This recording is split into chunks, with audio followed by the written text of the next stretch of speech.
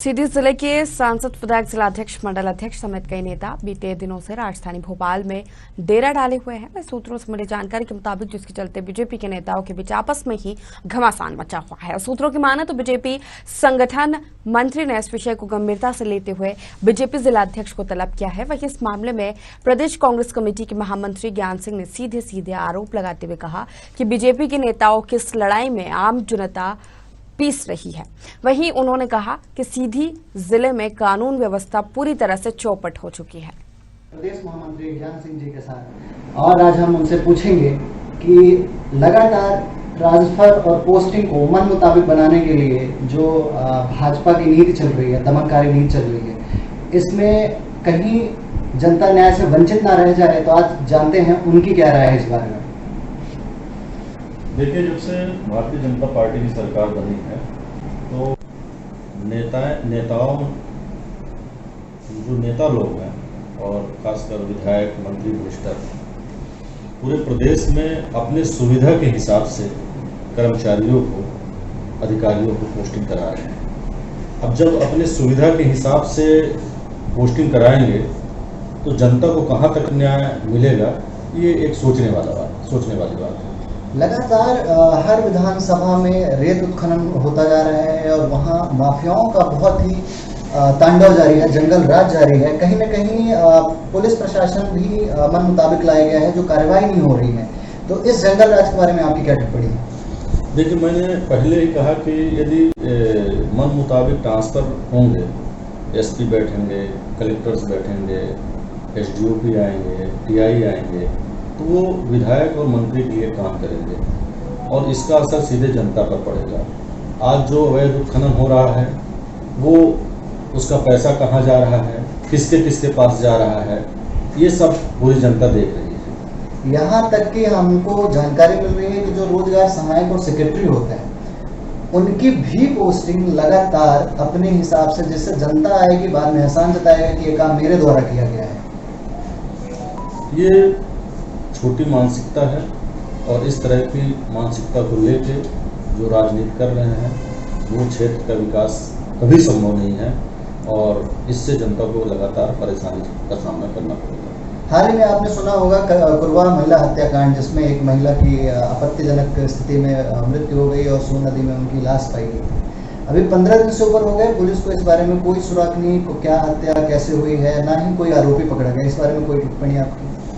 देखिए, वो जो जायसवाल परिवार की महिला थी और जो निर्मम हत्या हुई है, इसकी जितनी निंदा की जाए वो बहुत कम है। जिस तरह से आरोपियों ने घसीट कर, और जो हमने सुना है उनके परिवार वालों ने, क्योंकि पूर्व नेता प्रतिपक्ष अजय सिंह राहुल भैया के साथ मैं वहाँ पहुँचा था और उस परिवार के प्रति संवेदना व्यक्त करने, जो उन्होंने बताया कि जिस तरह से बलात्कार कर और उनकी हत्या की गई है और उसके बाद सोन नदी में फेंक दिया गया है और आज तक आरोपियों का न मिल पाना, ये पुलिस प्रशासन का एक बहुत बड़ी कमी है।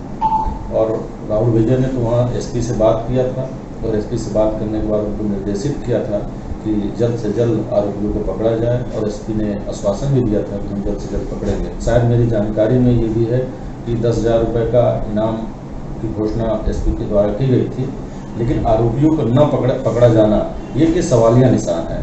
जब से ये सरकारें बनी, भारतीय जनता पार्टी की सरकार आई है, तो अपराध लगातार बढ़ रहे हैं, आरोपी खुलेआम घूम रहे हैं, कहीं पुलिस का डर आरोपियों के ऊपर नहीं है और ये हत्याएं लगातार हो रही हैं। इस बीच में मैं कुछ जोड़ना चाहूँगा, कुछ पत्रकारों के साथ भी छीना झपटी हुई, मारपीट हुई और आज तक आरोपियों के खिलाफ कार्रवाई नहीं हुई। थाने तक बैठाते हैं, छोड़ देते हैं।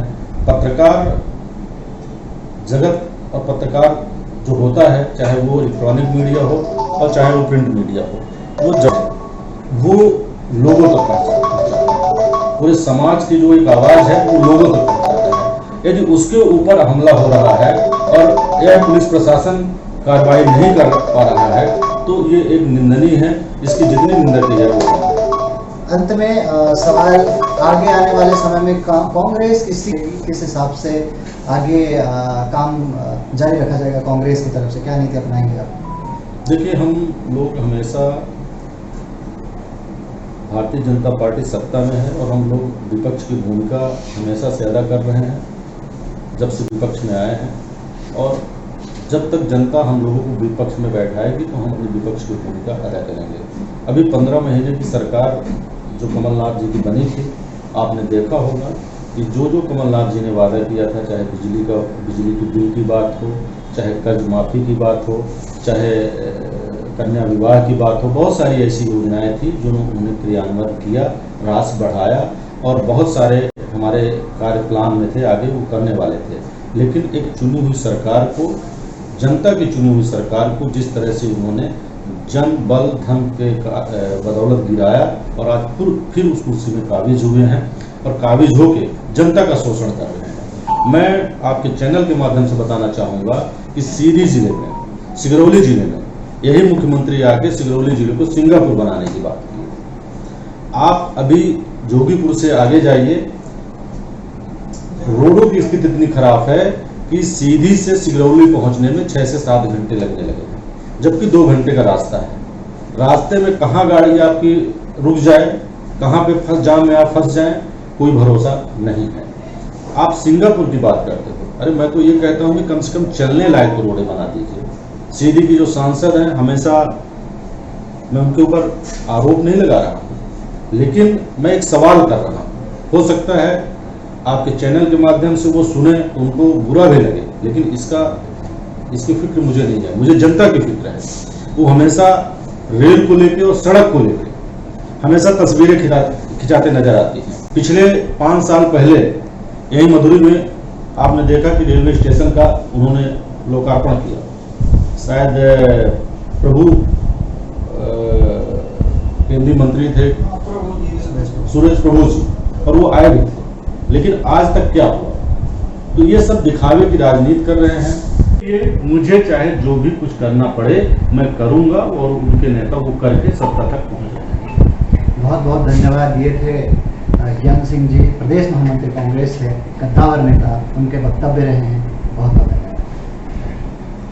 प्रदेश महामंत्री ज्ञान सिंह जी के साथ और आज हम उनसे पूछेंगे कि लगातार ट्रांसफर और पोस्टिंग को मन मुताबिक बनाने के लिए जो भाजपा की नीति चल रही है, दमनकारी। फिलहाल के लिए इस बुलेटिन में इतना ही। लगातार आप बने रहिए साधना न्यूज के साथ।